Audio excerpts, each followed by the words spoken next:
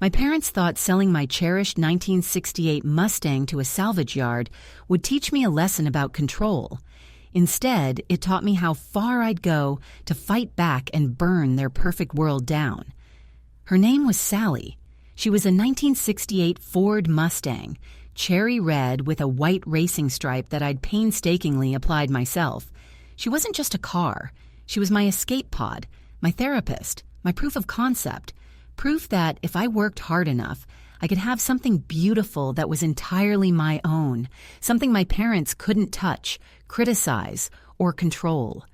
I bought her when I was 16 with money I'd saved from 3 years of mowing lawns, bussing tables, and a particularly grim summer spent detasseling corn. She was a rust bucket then, a forgotten relic in a farmer's barn. But I saw the soul underneath the decay.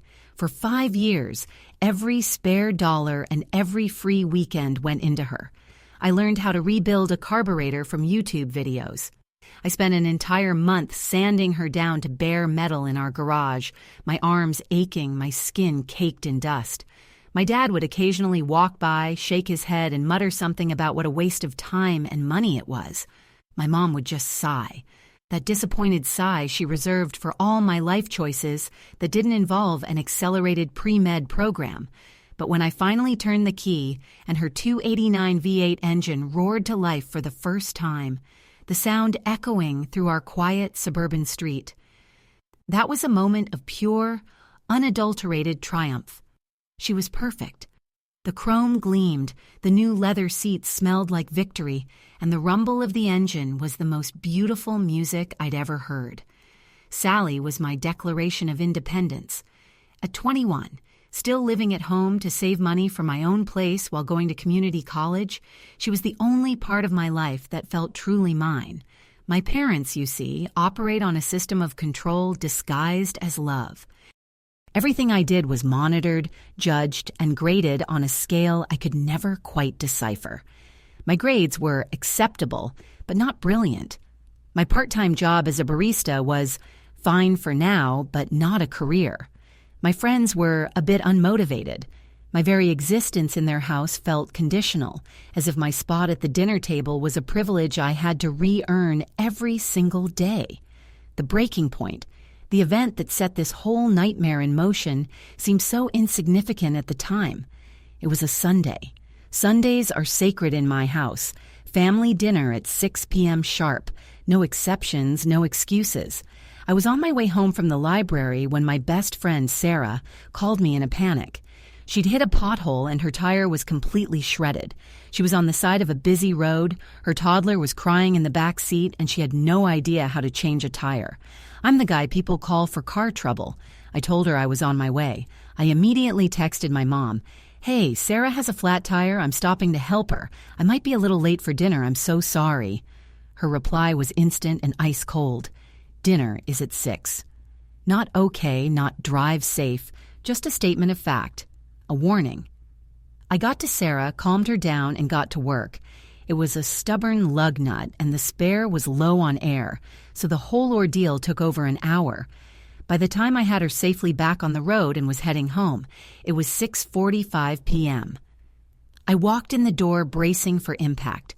My parents were sitting at the perfectly set dining table, in silence. The food was sitting in the center of the table, untouched and getting cold. My father stared at his plate, refusing to look at me. My mother's eyes, however, were locked on me, sharp and furious. "So nice of you to finally join us," she said, her voice dripping with venom. I started to explain. "Mom, I'm so sorry." Sarah's tire was completely blown. Her son was with her. I couldn't just leave her stranded. "I don't want to hear it," she snapped, cutting me off. "You know the rule. Sunday dinner is the one thing we ask of you. The one time we get to be a family and you couldn't be bothered. You made a choice. You decided that your friend was more important than your family." My dad finally looked up. "It's about respect, son," he mumbled, before looking back down at his plate. It was their classic tag team. She's the prosecutor. He's the silent, disappointed judge. I stood there, still smelling of asphalt and rubber, my hands grimy, and felt like a child being scolded for tracking mud in the house. The lecture went on for another 10 minutes, a greatest hits compilation of all my supposed failings, my lack of discipline, my misplaced priorities, my inherent selfishness. I just stood there and took it. Arguing was pointless. It was like throwing gasoline on a fire. Finally, she concluded, "Go to your room. We're obviously done here." I went to bed that night angry and frustrated, but I figured that was the end of it. It was a typical Sunday night blow-up. They'd be cold and silent for a day or two, and then things would return to our strained version of normal. I was wrong. I was so wrong. The next morning, I woke up, got ready for my morning class, and grabbed my keys from the hook by the door. I glanced out the front window, a habit I had every morning, just to admire Sally sitting in the driveway. But the spot was empty. There was just a dark, oil-stained patch of concrete where she was supposed to be. My heart dropped into my stomach. Stolen. She'd been stolen. I flew into a panic, my mind racing. Had I locked the doors? Did they hotwire it? I burst into the kitchen where my parents were calmly sipping their coffee and reading the paper as if it were just another Monday morning. "Sally's gone," I yelled, my voice cracking. "Someone stole my car. We have to call the police." My dad slowly lowered his newspaper. My mom took a long, deliberate sip of her coffee, placing the mug back on the saucer with a soft click. She looked at me, her expression not one of shock or sympathy, but of cold, placid satisfaction. "Your car wasn't stolen, Alex," she said calmly. A wave of confusion washed over me. "What? What are you talking about? Then where is it? Did you move it?" My father cleared his throat. "We took care of it," he said, his voice flat. I stared at them, my brain struggling to process their words. They looked so serene, so completely unbothered. It was terrifying. "What do you mean you took care of it?" I demanded, my voice rising with a dawning horror. "Where is my car?" My mother finally met my eyes, a faint, cruel smile playing on her lips. "We sold it," she said. The words hit me like a physical blow. I stumbled back, catching myself on the doorframe. What? You can't. You can't do that. The title is in my name. How could you sell my car?" She shrugged, as if discussing the weather.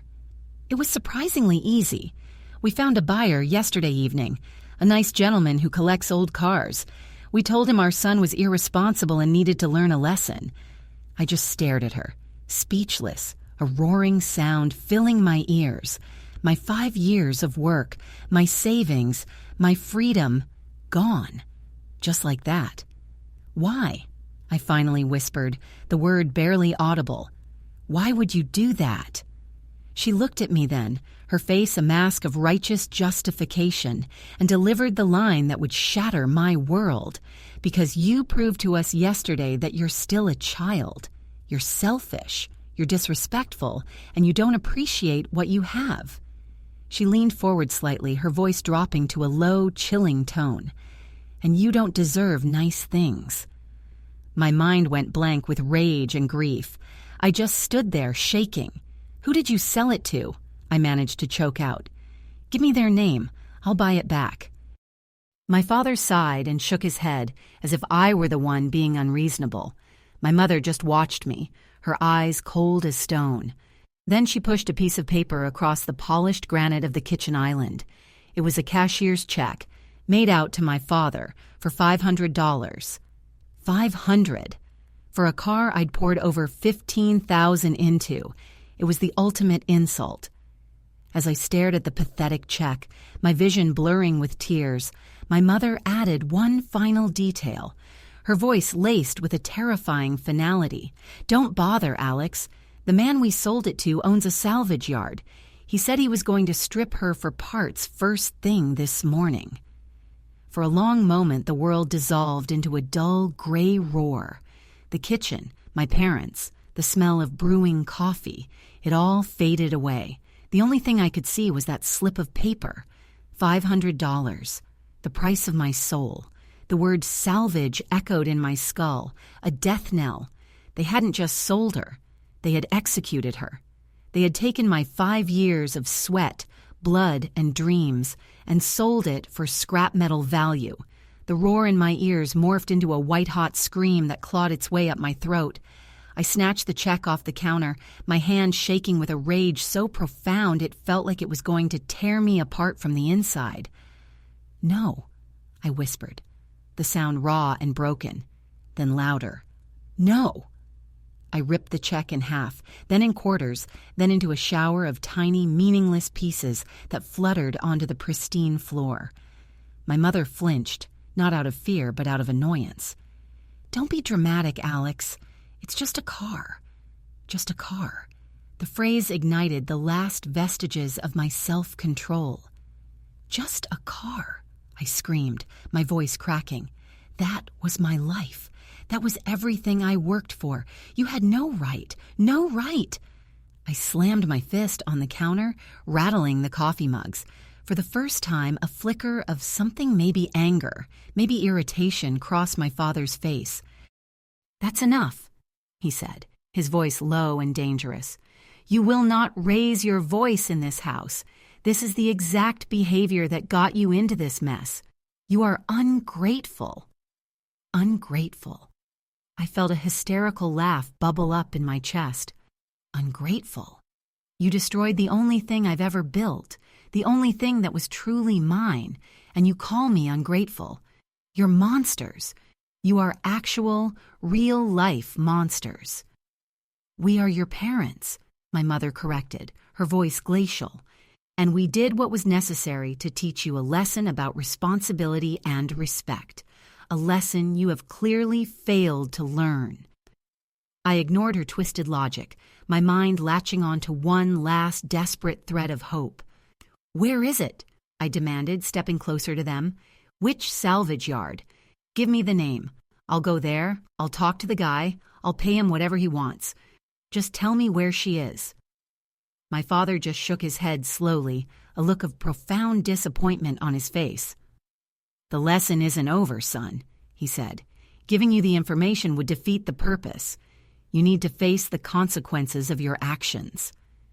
It was like talking to a brick wall, a cruel, smiling brick wall. They weren't going to help me. They were enjoying this. They were watching me break, and they were savoring every second of it. That realization was like a switch flipping in my brain. The desperation was still there, but now it was fueled by pure, unadulterated adrenaline. I wasn't their son anymore. I was an enemy combatant, and this was my escape. I turned and ran. I didn't grab a jacket, didn't think about anything except putting distance between me and them. "Alex, where are you going? You get back here this instant!" My mother shrieked from the kitchen. I didn't stop. I burst out the front door and just started running down the street, my lungs burning, my mind a chaotic storm. I had no car, no money to speak of, no idea where to even start. My feet pounded the pavement until I was a block away, hidden from view. I collapsed against a tree, gasping for air, hot tears of rage and helplessness streaming down my face. Then my phone buzzed in my pocket. It was Sarah. Her name on the screen brought back the bitter irony of it all. This was all because I helped her. I answered, my voice a choked sob. "Alex, oh my God, are you okay? I just got the weirdest text from your mom saying you had a disciplinary issue and I shouldn't contact you. What is going on?" I tried to speak, but only a strangled gasp came out. "Alex, talk to me." I took a deep, shuddering breath. "They sold Sally," I managed to say. "My parents. They sold my car." There was a stunned silence on the other end. "They what? Alex, that's not possible. That's illegal." "They sold her to a salvage yard, Sarah," I cried, the words tasting like poison. "They said she was going to be stripped for parts this morning, all because I was late for dinner helping you." The guilt and horror in her voice was immediate. "Oh my God, Alex, no, this is my fault. I'm so sorry. Where are you? I'm coming to get you right now." 10 minutes later, her minivan screeched to a halt beside me. I jumped in, and the story came tumbling out: the dinner, the empty driveway, the $500 check, their smug faces. She listened, her knuckles white on the steering wheel. When I was done, she didn't offer platitudes. She just said, "Okay, we're getting her back. What do we know?" "Nothing," I said, my hope deflating again. "Just that it's a salvage yard and the owner collects old cars." "That's something," she said, her voice determined. She pulled out her phone. "There are only so many salvage yards within a 20-mile radius. We're going to call every single one." The next hour was a blur of frantic phone calls. I sat in the passenger seat, my voice shaking as I described Sally to a series of bored, gravelly-voiced men.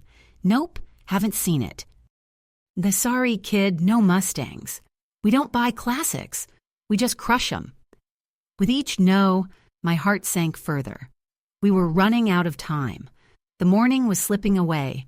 We were on our last call, a place on the industrial outskirts of town called Henderson's Auto Reclamation. I almost didn't have the energy to make the call, but Sarah urged me on. A man with a gruff voice answered. I went into my spiel. "Hi, I know this is a long shot, but I'm looking for a 1968 Ford Mustang, cherry red, white stripe."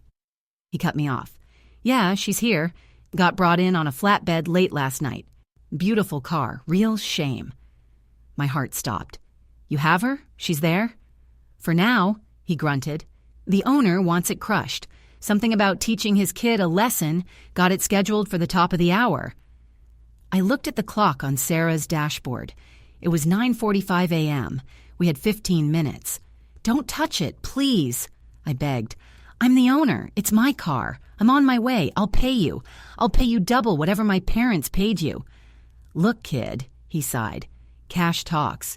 You get here before the claw does, we can talk. No promises." Sarah didn't need to be told. She slammed the minivan into drive, tires squealing as she pulled a U-turn. We flew through the streets, breaking every speed limit. Those 10 minutes were the longest of my life. Finally, we saw the sign, a rusted-out metal archway proclaiming Henderson's Auto Reclamation. The place was a wasteland of dead cars, stacked 3 high, a graveyard of steel and shattered glass. I jumped out of the car before it had even fully stopped, sprinting towards the chain-link fence. My eyes scanned the yard frantically, searching for that familiar flash of red. And then I saw her. She was there. She was whole. My relief was so overwhelming it almost buckled my knees. But my joy lasted only for a fraction of a second. She wasn't just sitting there. She was parked in an open clearing, directly beside a massive, menacing piece of machinery, a car crusher, its hydraulic press looming over her like a guillotine.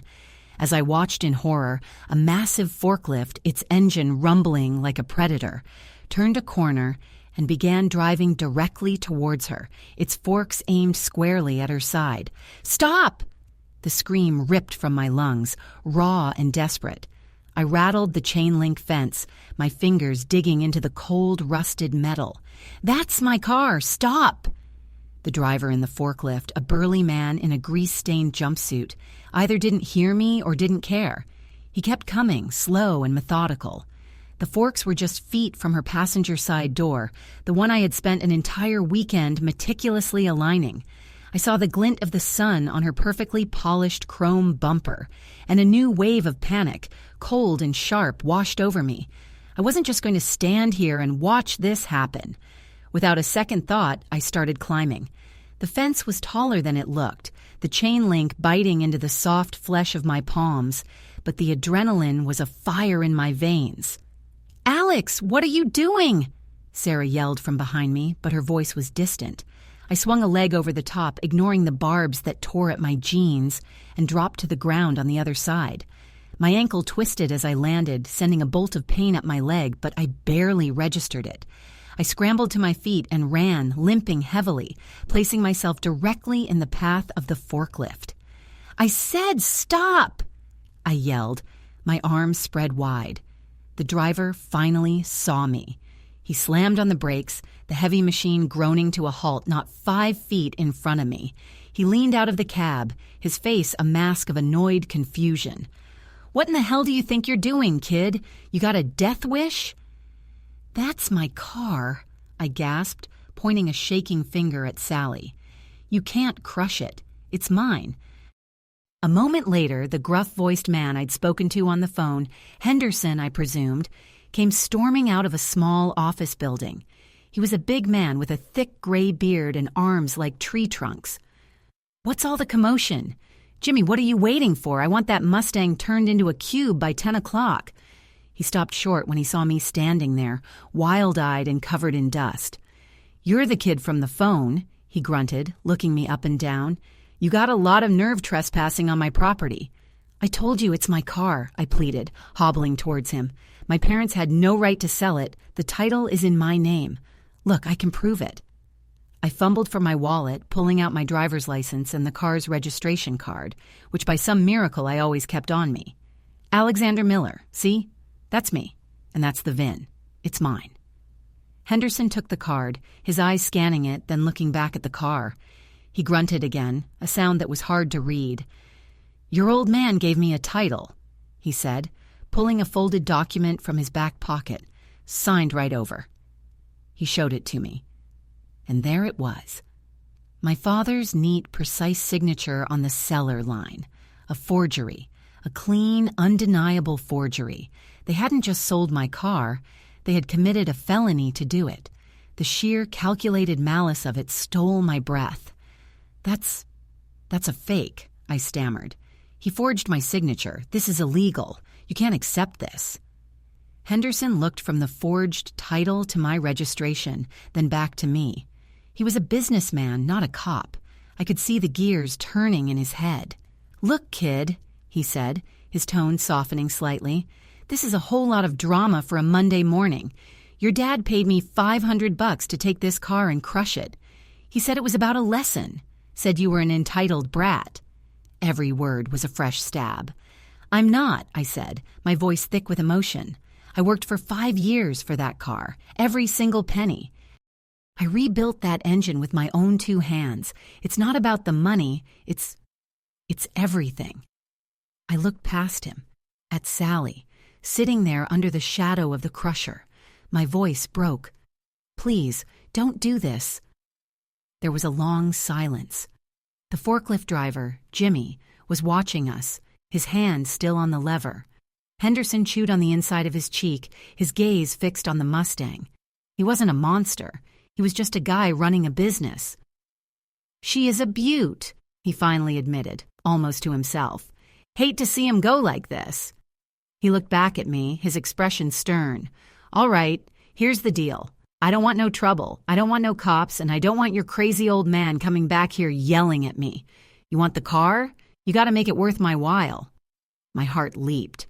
"Anything. What do you want?" "Your dad paid me $500 to crush it.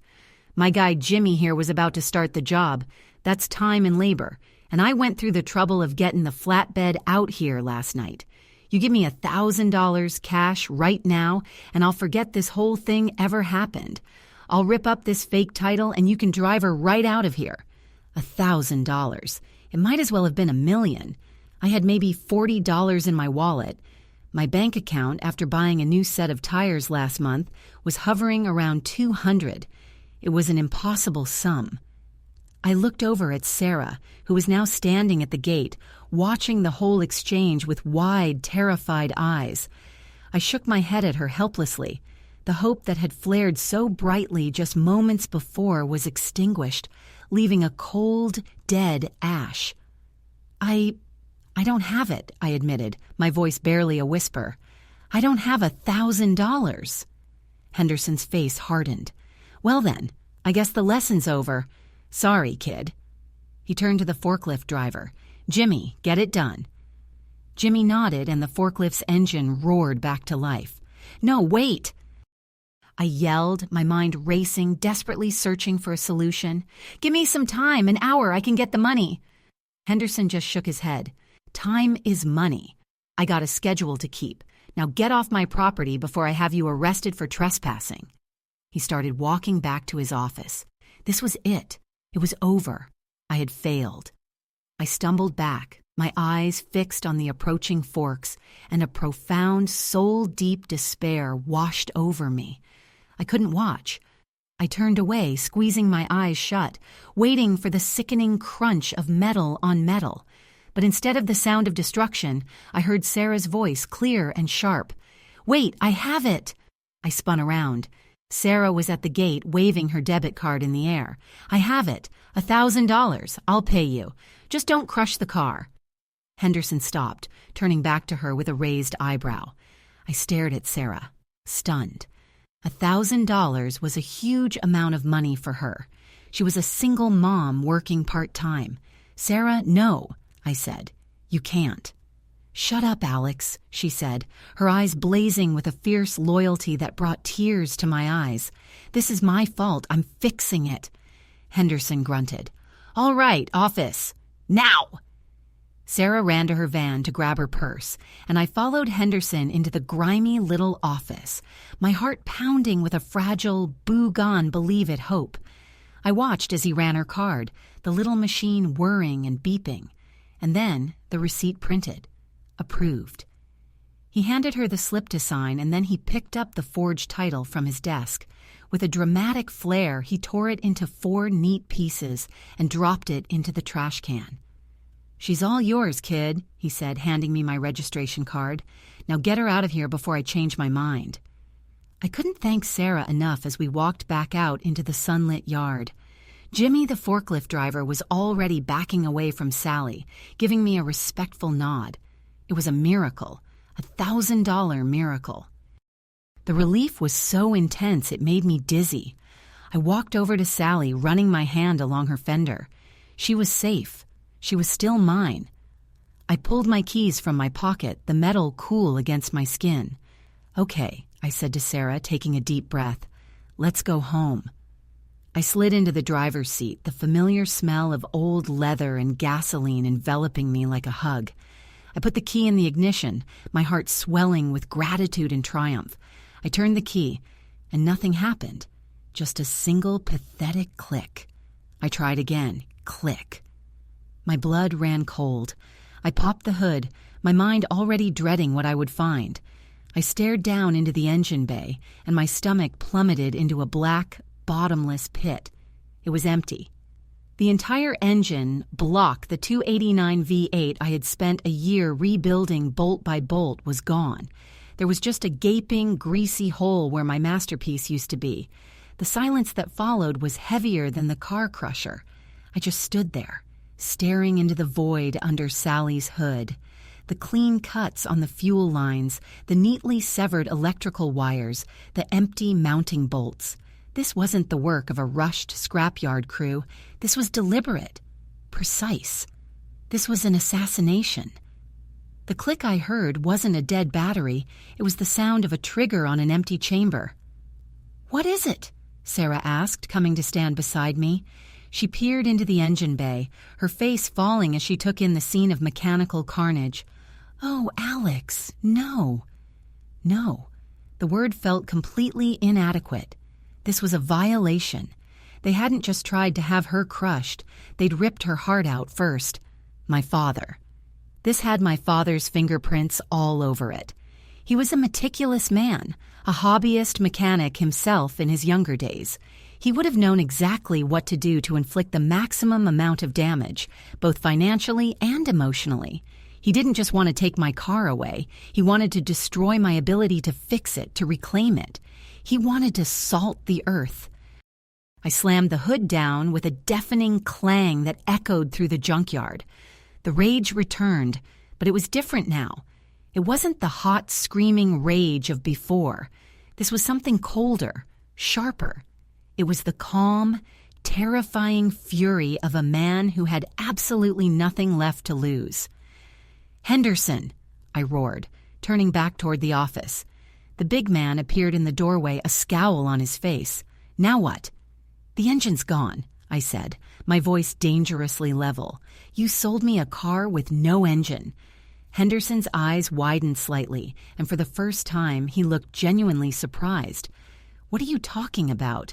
The thing was running when the flatbed driver dropped it off last night. Sounded damn good, too." "Well, it's not here now," I spat. "Someone took it." We all stood there for a moment, the implication hanging in the air. This didn't happen after it arrived here. This happened before. My father. He must have done it in our driveway in the dead of night after he'd made the deal. The image of him, working under the cold garage light, systematically dismantling my 5 years of work while I slept, made me physically ill. Henderson stroked his beard, a look of grudging respect in his eyes. "Your old man is a piece of work. I'll give him that." He sighed. "Look, kid, my end of the deal is done. You paid for the chassis. The chassis is yours. What was or wasn't in it before it legally became my property last night, that ain't my problem." He was right, legally speaking, but something in my face, some combination of utter despair and cold fury, must have gotten to him. "But," he continued, "I'm not a complete monster, and I don't like being used as a pawn in some sick family drama. Come with me." He led us to the back of the yard, to a massive corrugated steel shed. Inside was an organized chaos of car parts axles, transmissions, and rows upon rows of engines mounted on stands, like trophies in a hunter's lodge. "This is my private collection," he said. "The good stuff I pull before the rest goes to the crusher." He walked down an aisle, running his hand over dusty engine blocks. What was she running? A 289? I nodded, not daring to hope. He stopped in front of a greasy but solid-looking V8. "This came out of a 67 Fairlane. It's a 289. Good compression. Ran when I pulled it a year ago. Needs a good cleaning, a new carburetor kit, but the block is solid." He looked at me. "Your dad paid me $500 to crush your car. You and your friend paid me $1,000 to save it. That's a $1,500 swing on a Monday morning. I'm feeling generous." He patted the engine block. "It's yours. No charge. But you gotta get it out of here, and you gotta install it yourself. My guys don't do charity work." I stared at him, then at the engine, then back at him. It wasn't my engine. It wasn't the one I had rebuilt, but it was a heart. It was a chance. "Thank you," I said, the words feeling small and inadequate. Thank you." "Don't thank me," he grunted. "Just get even. Now how are you getting this thing home?" That was the next problem. We had a car with no engine and an engine with no car, and all we had was Sarah's minivan. But Henderson, now apparently invested in my story, made a call. 20 minutes later, one of his flatbed drivers was hooking Sally up, and with some creative maneuvering from Jimmy and a chain hoist, the Fairlane engine was nestled securely in the bed of the truck. I promised Henderson's driver the last $60 I had to my name to get them both to an address I gave him. It wasn't my parents' house. It was Sarah's grandfather's place. He was a retired mechanic with a 2-car garage full of tools he barely used anymore. He'd always had a soft spot for me and my project car. When Sarah called him and explained the situation, his only reply was, "Get that car over here. We'll show those bastards." The next week was a blur. It was the most intense, grueling work I had ever done. Sarah's grandfather, a wiry old man named Frank, was a godsend. He knew every trick, every shortcut. He guided me as I cleaned 30 years of grease and grime off the new engine. He showed me how to wire it up, how to connect the transmission, how to fabricate a new motor mount when we realized the one from the Fairlane wouldn't fit. Sarah kept us supplied with coffee and sandwiches, acting as a cheerleader and a parts runner. My parents, meanwhile, were blowing up my phone, dozens of texts and missed calls, first demanding I come home, then threatening, then pleading. I ignored them all. I blocked their numbers. In my mind, the house I grew up in had burned to the ground.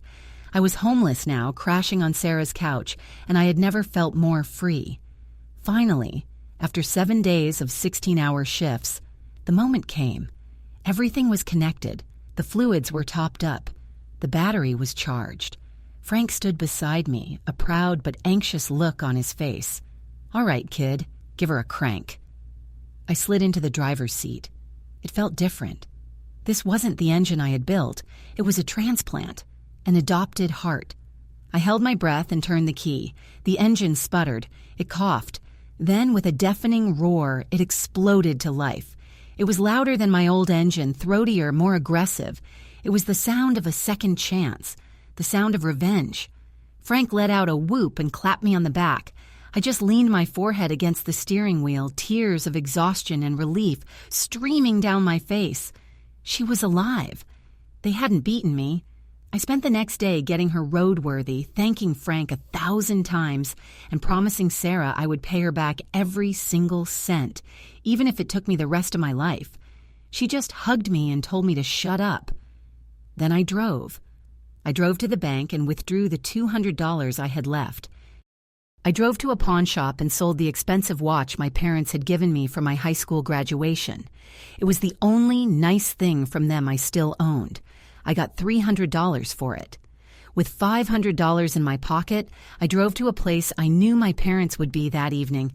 It was a Tuesday, which meant it was my father's weekly Rotary Club dinner at the fanciest, most exclusive country club in town. I parked Sally right by the main entrance, her new engine rumbling like a caged animal, and I waited. Around 8 p.m. I saw them. They walked out of the grand entrance with a group of their friends, all of them laughing and smiling. My father was holding my mother's arm, looking every bit the respectable community leader. His smile faltered, then vanished completely when he saw me. He saw Sally. The shock on his face was the most satisfying thing I had ever witnessed. My mother's jaw dropped. They stopped dead, their friends looking from them to me in confusion. I got out of the car, the engine still running, and walked towards them. I didn't raise my voice. I didn't yell.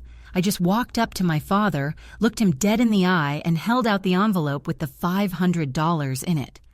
"This is for the engine," I said, my voice cold and clear. "The one you stole and sold. Because unlike you, I pay for what I take." He stared at the envelope, then at me, his face turning a blotchy red. "Now is not the time or the place, Alexander." "And this," I said, cutting him off as I pulled a set of documents from my back pocket and slapped them into his other hand, "is for you." He looked down at the papers, his eyes widening in horror. My mother gasped, her hand flying to her mouth. It wasn't a lawsuit. It was something much, much worse. It was the full notarized bill of sale for the engine he had stolen, along with a detailed, signed confession from the scrap dealer he had sold it to, outlining how my father had explicitly paid him in cash to make the part disappear. The scrap dealer's name was Miguel.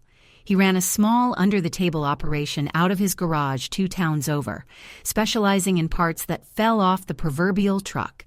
Henderson had given me his name with a knowing look. "Your old man wanted that engine gone. No questions asked," he'd said. "He wouldn't have taken it to a legitimate yard. He would have gone to a guy like this." Finding Miguel had been a gamble, but a calculated one. I'd walked into his cluttered garage the day before, Sally rumbling outside as my calling card. He was wary at first, but when I described my father and the 289 V8, a flicker of recognition crossed his face. I didn't threaten him. I didn't mention the police. I just told him my story, the whole sordid tale. I also laid $300 of my $500 on his workbench. "I don't want the engine back," I told him. "I just want a statement, a receipt, proof of what he did." Maybe it was the story, maybe it was the money, or maybe he just didn't like being party to my father's sick power games. Whatever the reason, he'd agreed. He wrote out the bill of sale, describing the engine in detail and the cash transaction, and signed his name to it. Now, standing under the warm lights of the country club portico, watching the blood drain from my father's face as he read Miguel's signed confession, I knew it was the best $300 I would ever spend. His friends were starting to murmur, sensing the tension. One of them, a man named Mr. Harrison, who I'd known my whole life, stepped forward. "Everything all right, David?" My father couldn't speak. He just stared at the papers, his knuckles white.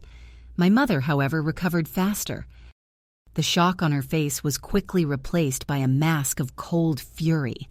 "Alexander, you are causing a scene," she hissed, her voice low and venomous. "You will give your father those papers and get in your car and leave. Now." "I don't think so," I said, my voice calm. I turned my attention to Mr. Harrison and the rest of the assembled group, these pillars of the community who saw my parents as paragons of virtue. "Actually, I think you all deserve to know what's going on." "Don't you dare," my mother warned, taking a step towards me. I ignored her. "You all know me," I began, my voice carrying in the quiet evening air. "You've watched me grow up. You probably think you know my parents, too." I gestured to the papers in my father's trembling hand. "This is a receipt for the engine that used to be in my car. My father stole it from me in the middle of the night. Then he sold my car to a salvage yard to be crushed. He even forged my signature on the title to do it." A wave of shocked gasps and whispers went through the crowd. My father finally found his voice. "He's lying," he choked out, his eyes darting around at his friends. He's troubled. He's making all of this up." "Am I?" I asked, raising an eyebrow. "Then why don't you explain the $500 cash withdrawal you made from your bank account last Monday night, or the phone call you made to Henderson's Auto Reclamation? I'm sure the phone records and bank statements would be very interesting to a judge. Theft, forgery. Those are felonies, aren't they?" I had him. I knew I had him. I hadn't actually checked his bank records, but the bluff landed with the force of a physical blow. He staggered back a step, looking utterly defeated. His friends were staring at him, their polite smiles gone, replaced by expressions of confusion and dawning disgust. The perfect facade my parents had spent a lifetime constructing was crumbling around them in real time. My mother, seeing she was losing control, switched tactics. Her eyes filled with tears, her voice taking on a wounded, pleading tone. "He's just angry," she said to the onlookers, wringing her hands. "We had to take the car away for his own good. He was being so reckless, so irresponsible. We were worried sick about him. This was tough love." A bitter laugh escaped my lips. "Tough love? You told me I didn't deserve nice things. You tried to destroy the one thing in my life I was proud of, the one thing I built myself, to teach me a lesson about being 5 minutes late for dinner. That's not love. It's not even tough love. It's control. It's cruelty. And I am done with it." I looked from my mother's tear-streaked face to my father's ashen one. "This is the last time you will ever use anything to control me. This is the last time you will ever see me." I took the envelope with the $500 from my father's stunned hand. I didn't need it for my revenge anymore. I walked over to his pristine, company-leased Lexus and tucked the envelope under the windshield wiper. "A down payment," I said loudly, for everyone to hear, "for all the years of therapy I'm going to need." And with that, I turned my back on them, on their friends, on their world. I walked back to Sally, her engine still rumbling a deep, resonant promise of freedom. I slid into the driver's seat, the engine's vibration a comforting presence. I could see them in my rearview mirror, a pathetic tableau under the country club lights. My father, a broken man holding the evidence of his crime. My mother, trying desperately to spin the situation to their horrified friends. I didn't feel triumph, not really, just a profound aching sadness and a vast, terrifying emptiness. I had won. I had exposed them. But I had also just orphaned myself. I put the car in gear and pulled away from the curb, leaving the wreckage of my old life behind. I didn't know where I was going. I had $200, a full tank of gas, and a car with a borrowed heart. For the first time in my life, there was no one to tell me what to do, where to go, or what time to be home for dinner. The road stretched out ahead of me, dark and unknown. I drove for hours with no destination in mind, just needing the motion, the distance. The radio played softly, the miles flying by under my wheels. Around 2 a.m., somewhere in the middle of nowhere, my phone buzzed. It was a number I didn't recognize. I ignored it. It buzzed again and again. Finally, annoyed, I pulled over to the shoulder of the empty highway and answered. "What?" I snapped. "Alex, it's Mr. Harrison." The voice was hesitant, concerned. I was so surprised I didn't know what to say. "Your parents, they left right after you did. But Alex, your mother, she was saying some very strange things. She was telling everyone that you were unstable, that they were worried you were a danger to yourself. She said you'd been talking about running away for weeks." A cold knot of dread formed in my stomach. This was a new level of manipulation. "What are you talking about? I'm fine." "Listen to me, son," he said, his voice urgent. "After we all left, your father called the police. I just got off the phone with my brother-in-law. He's a sergeant down at the main precinct. Your father didn't report the car as stolen by you. He reported it as stolen from you. He told them he thinks you've been carjacked and possibly kidnapped." My blood ran cold. "He what?" "He gave them your name, your description, and the car's license plate. Alex, they've put out an all-points bulletin on your car. They're not looking for a runaway. They're looking for a violent felon who they think has you in the trunk. They've been instructed to consider the driver armed and dangerous and to approach with extreme caution." Just then, in the distance behind me, I saw a flash of red and blue lights, and they were getting closer, fast. "Alex, are you still there?"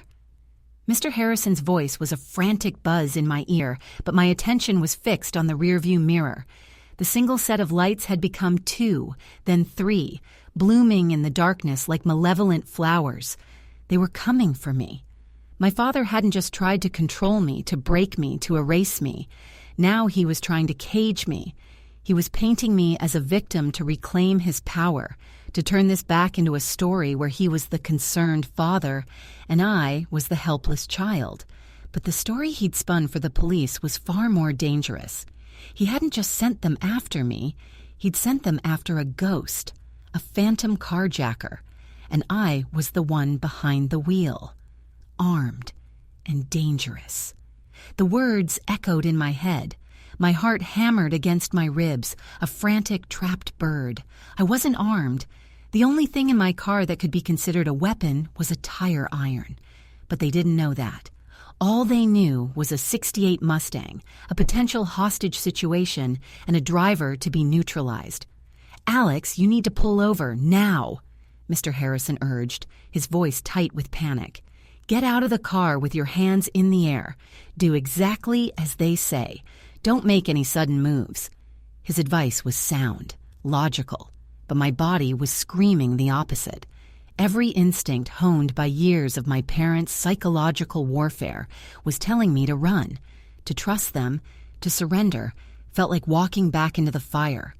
What would happen when they found me? Would they believe my story over that of David Miller, the respected community leader? Or would they see a troubled, unstable kid who had just publicly humiliated his parents?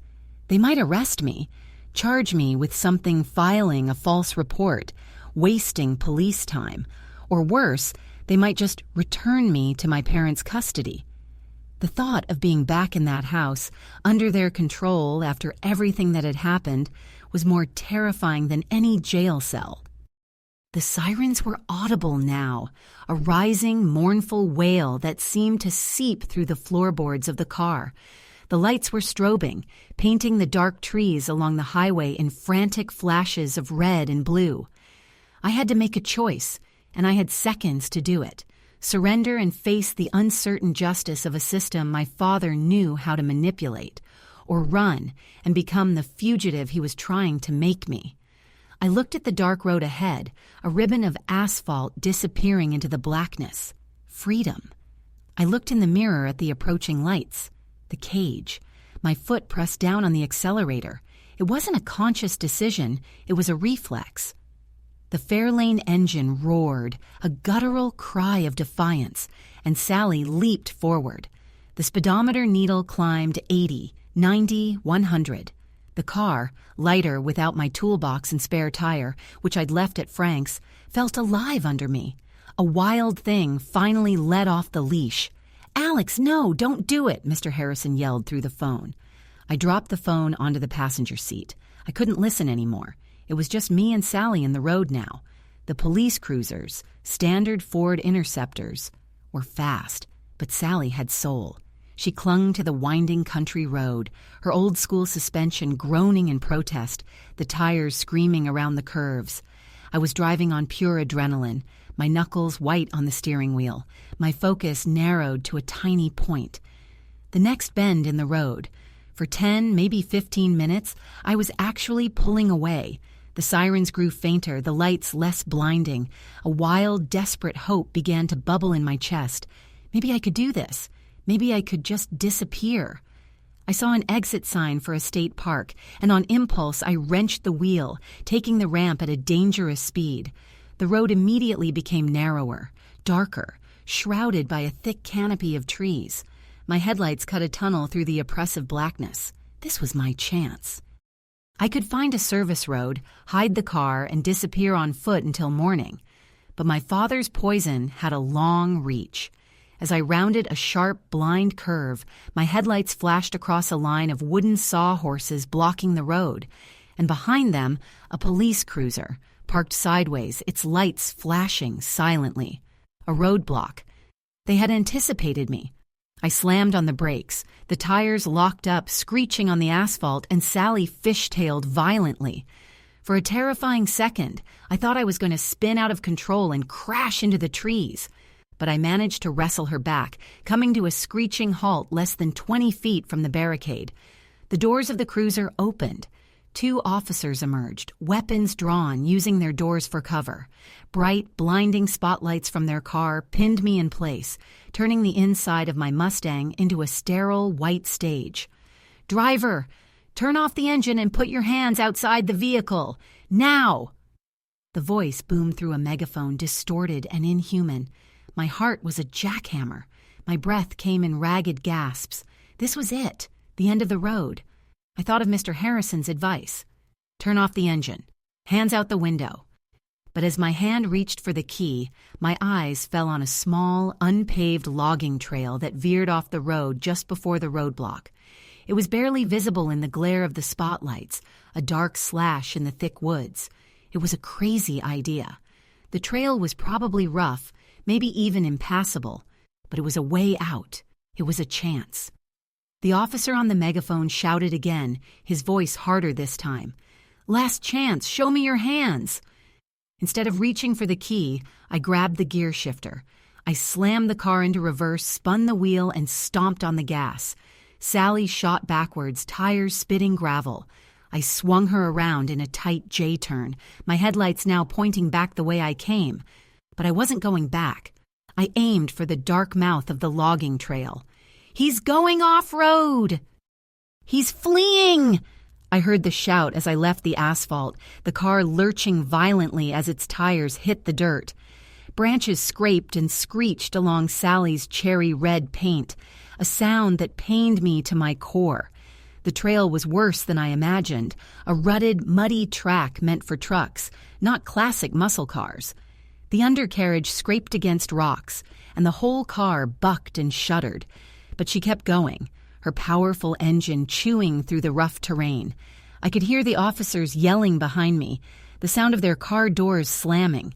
They would follow me, but their cruiser wouldn't handle this trail as well as Sally could. I might just make it. For a few hundred yards, I felt a surge of exhilaration. I was doing it. I was escaping. The trail opened up into a small, moonlit clearing, and in the middle of that clearing, I saw it. A deep, wide creek, spanned by a rickety-looking wooden bridge that looked like it hadn't been used since the Roosevelt administration. I didn't have a choice. I floored it, aiming for the center of the bridge. Sally hit the wooden planks with a thunderous boom. The old wood groaned and splintered under the weight. I was halfway across when I heard a sickening crack. The back half of the bridge gave way. Sally's rear end dropped with a violent lurch, her back tires spinning uselessly in the air. The front of the car pointed skyward, the headlights illuminating the tops of the trees. We were stuck, teetering precariously over the dark, rushing water below. I heard the police officers crashing through the woods behind me. I was trapped. I looked at the passenger door, at the dark woods on the other side of the creek. It was a 10-foot drop to the rocky bank, but maybe, just maybe, I could make the jump and disappear into the forest on foot. As I reached for the door handle, a new sound cut through the night. It wasn't the police. It was the rhythmic thumping of a helicopter, and its searchlight was sweeping across the trees, getting closer every second. And then, through the car's open window, my phone, still lying on the passenger seat, lit up with a new text message. It was from my mother. The message was just 3 words. "Checkmate, dear. Checkmate, dear." The words on the screen glowed with a malevolent finality. It wasn't just a taunt. It was a signature. This whole elaborate, insane trap, the APB, the roadblock, the helicopter, had her fingerprints all over it. My father was the blunt instrument, forging signatures and stealing engines. But my mother, she was the strategist, the grandmaster moving the pieces on the board. She had anticipated my every move. She knew I would run. She knew I would fight. And she had built this perfect cage, this public spectacle, designed not just to capture me, but to utterly humiliate me and validate her narrative of the unstable, out-of-control son. The helicopter's searchlight swept over the clearing, found me, and locked on. The world outside my windshield was bleached of all color, a stark black and white nightmare. The rhythmic thumping of the blades was a deafening heartbeat, counting down my final seconds of freedom. Through the glare, I could see the 2 officers at the edge of the woods, their guns still trained on me. One of them was speaking into his shoulder mic, likely coordinating with the air unit. There was no escape. Jumping from the car was suicide. They'd see me instantly. Staying put meant surrender. The game was over. My mother had won. A strange, cold calm washed over me. The adrenaline faded, replaced by an empty, hollow feeling. I thought about Sarah, about Frank, about the week we'd spent bringing Sally back to life. I had promised myself I would never let my parents control me again. Yet here I was, literally trapped by their machinations. But as I sat there, pinned in the spotlight's glare, I realized they hadn't won completely.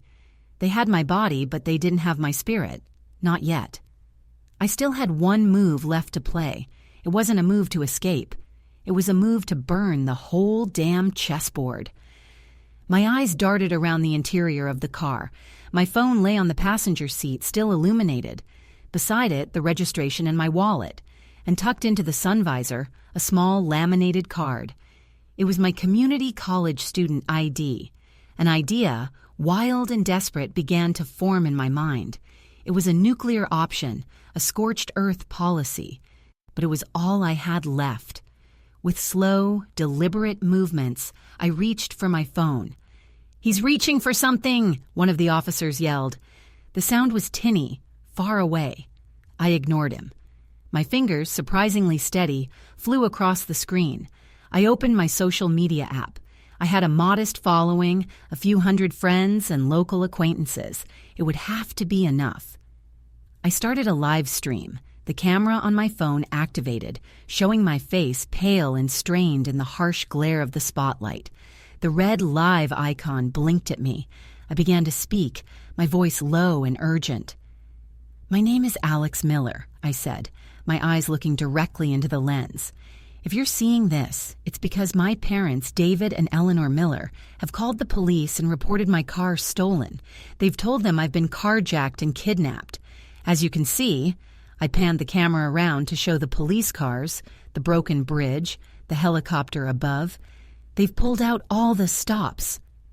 I took a deep breath and started at the beginning. I told them everything.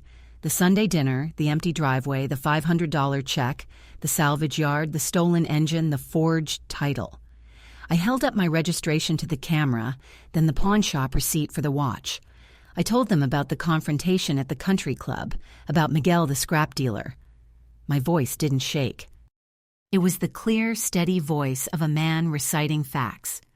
My parents did this because I was 15 minutes late for dinner. They did this to teach me a lesson. When I exposed them, they did this. I gestured again to the scene around me, to silence me, to paint me as a victim so they could regain control. The viewer count on the live stream was climbing rapidly. 10, 50, 100. People were sharing it. Comments were flying by too fast to read. "Turn off the phone! Step out of the vehicle!" The megaphone boomed again, closer this time. They were advancing. I had maybe a minute left. "They've told the police I'm a hostage and the driver is armed and dangerous," I continued, my voice rising with intensity. "I am the driver. There is no one else here, and I am not armed." I tossed my wallet, my keys, and the tire iron from the trunk onto the passenger seat, making sure the camera saw it all. "This is a 1968 Ford Mustang. The license plate is—" I recited the number slowly and clearly.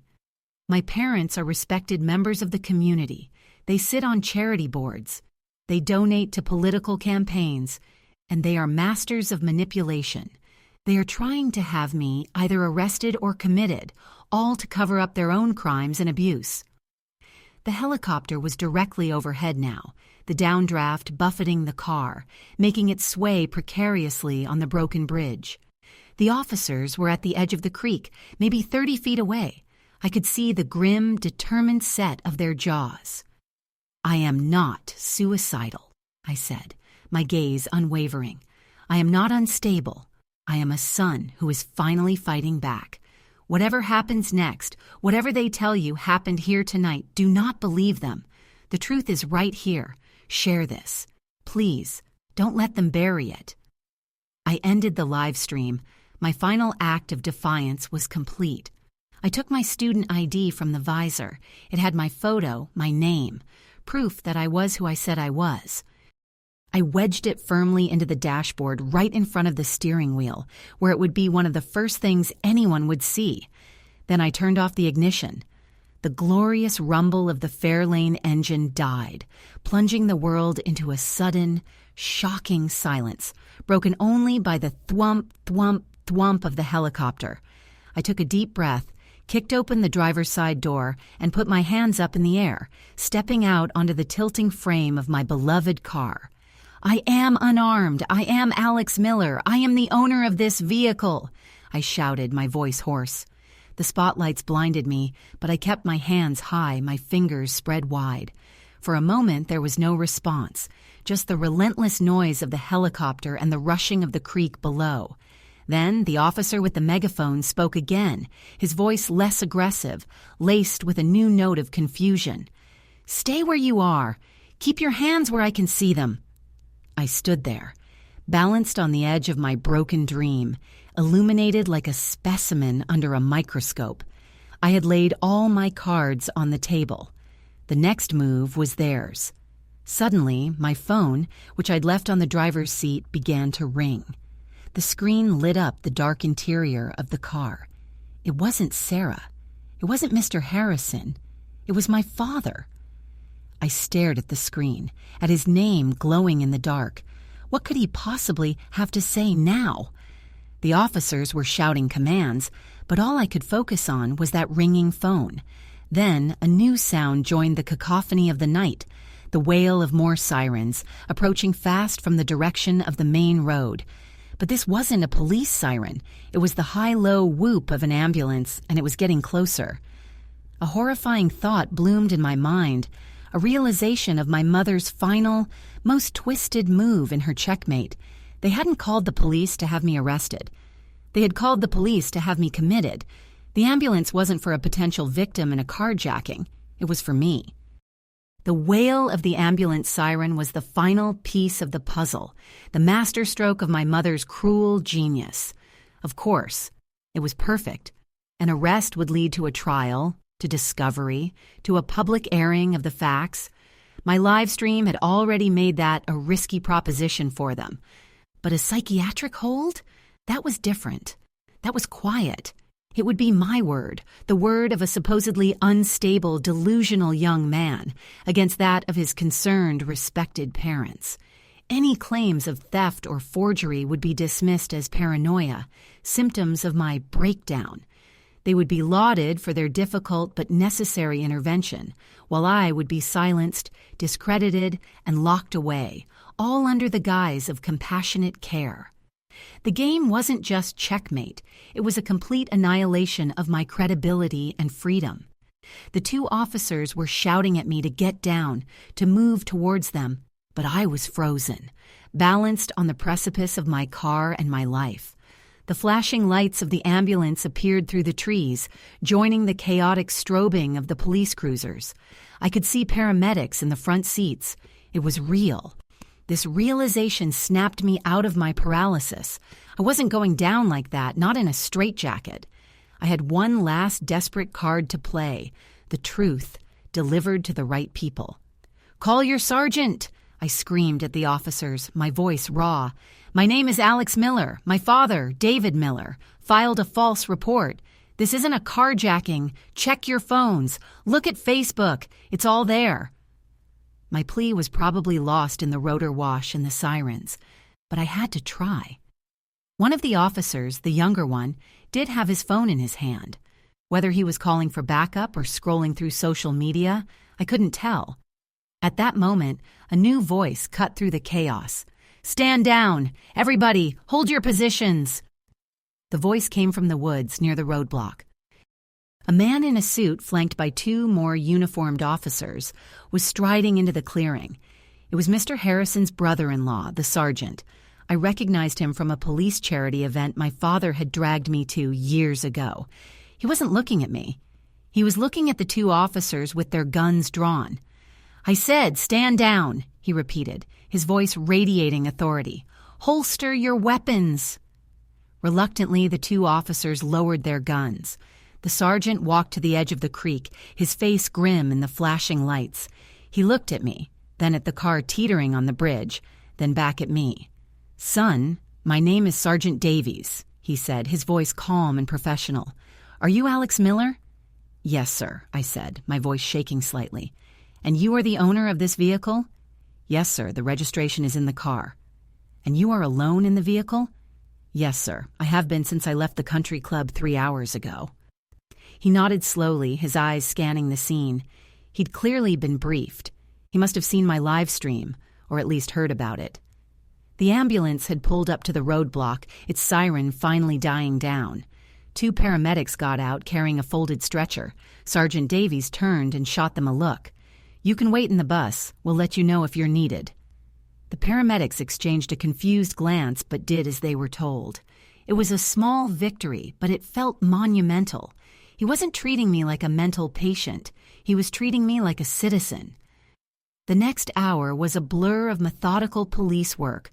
A fire and rescue team arrived and secured Sally with heavy-duty winches before carefully pulling her back onto solid ground. The paint was scratched, the undercarriage was a mess, and the rear axle was probably bent, but she was in one piece. While they worked, I sat in the back of Sergeant Davies's warm patrol car, a blanket wrapped around my shoulders, and told him everything. I didn't yell or cry. I just laid out the facts from the Sunday dinner to the "Checkmate, dear" text message. He listened patiently, taking notes in a small book. He had already seen the live stream, which had, in his words, gone viral locally. He'd sent a patrol car to Miguel's address, and the scrap dealer had, surprisingly, confirmed my entire story. Mr. Harrison had also called him, backing up my account of the confrontation at the country club. The pieces were all there. The official narrative my parents had so carefully constructed was being dismantled, piece by piece, by the simple, undeniable weight of the truth. As the sun began to rise, casting a gray, watery light over the scene, Sergeant Davies closed his notebook. "Okay, Alex," he said, "here's what's going to happen. You're not under arrest. You're the victim of a crime. Several, actually. Forgery, filing a false police report, and theft of property over $5,000, to name a few." He looked me in the eye. "I've just sent 2 officers to your parents' house with a warrant. I imagine your father and I will be having a long chat later this morning." The relief was so profound it felt like a physical weight lifting off my chest. What happens now?" "Now, he said, a hint of a smile touching his lips. "I give you a ride to your friend's house, and someone calls a tow truck." The ride to Sarah's was quiet. I was too exhausted to speak. When we pulled up, Sarah and Frank were sitting on the front porch, looking like they hadn't slept all night. Sarah ran to me, throwing her arms around me, and I just sagged against her, the full weight of the night finally hitting me. The aftermath was both swift and brutal. My father, faced with a mountain of evidence, Miguel's testimony, the bank records of the cash withdrawal, the forged title, and the sworn statements from me and Mr. Harrison cracked under interrogation. He confessed to everything. My mother, however, never did. She maintained her story that they were just trying to help their deeply troubled son, that I had twisted everything to hurt them. But it was too late. The live stream, which by morning had tens of thousands of views, had already cemented the public narrative. Friends and business associates distanced themselves. They were removed from their charity boards. Their country club membership was quietly suspended. They became pariahs in the world they had so meticulously built. My father pleaded guilty to avoid a trial. He received 5 years of probation, a hefty fine, and was ordered to pay full restitution for the engine and all damages to my car. He also had to attend court-mandated therapy. My mother was never charged, but in a way, her sentence was worse. She was left with the ruins of her reputation, the architect of her own social demise. I never saw them again. I filed a restraining order and they didn't contest it. They sold the house and moved away. I used the restitution money to pay Sarah back, to fix Sally better than she was before, and to put a down payment on a small apartment of my own. I got a full-time job at a classic car restoration shop, a place where my obsession was seen as a skill, not a character flaw. My life isn't perfect. There are still nights when I wake up from nightmares of flashing lights and falling bridges. The scars from my parents' love run deep. But for the first time, my life is my own. My victories are my own, and my mistakes are my own. Sally is parked outside my apartment right now, her cherry red paint gleaming under the streetlights. She's not just a car anymore. She's a monument, a testament to the fact that I survived. She's proof that I do deserve nice things, not because someone gave them to me, but because I built them. I fought for them, and I saved them, all on my own. And every time I turn the key and her engine roars to life, it's not the sound of an escape. It's the sound of me, finally, arriving home.